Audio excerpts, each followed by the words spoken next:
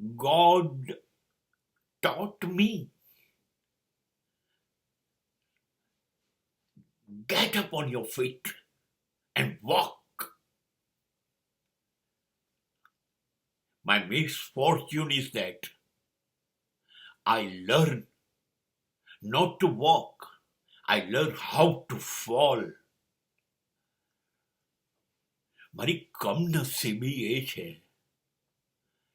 કે ઈશ્વરે મને શીખવાડ્યું, તારા પગ ઉપર ઉભો થા, ચાલતો થા. ગતિસ્ત્વમ ગતિસ્ત્વમ. બેસીને રે, ઉભો થા.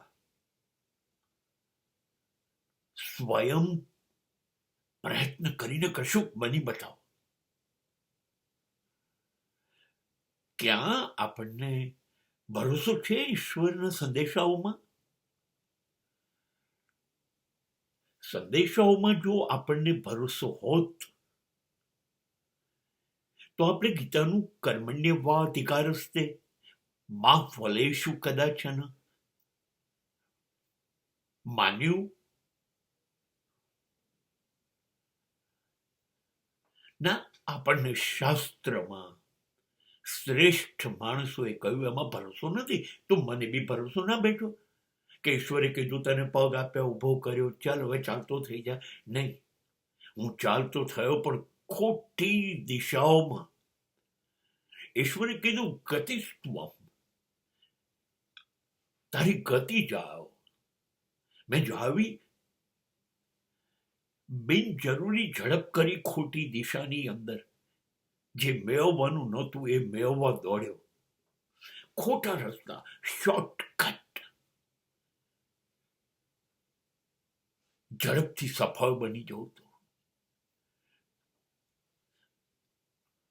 ઈશ્વરને પણ જો ઓકનું વૃક્ષ ઉગાડવું હોય ને તો 100 વર્ષ થાય છે. ખીણમાં ઉગે અને છેક પર્વતના શિખર સુધી પહોંચે. અને મારે હજી તો ડગલું પગલું માંડતા શીખ્યો અને મારે સમૃદ્ધિના શિખરો સર કરવા છે.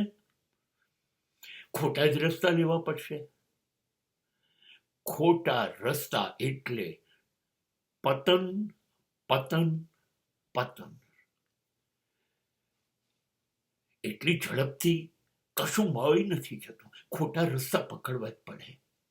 અને મેં પકડ્યા.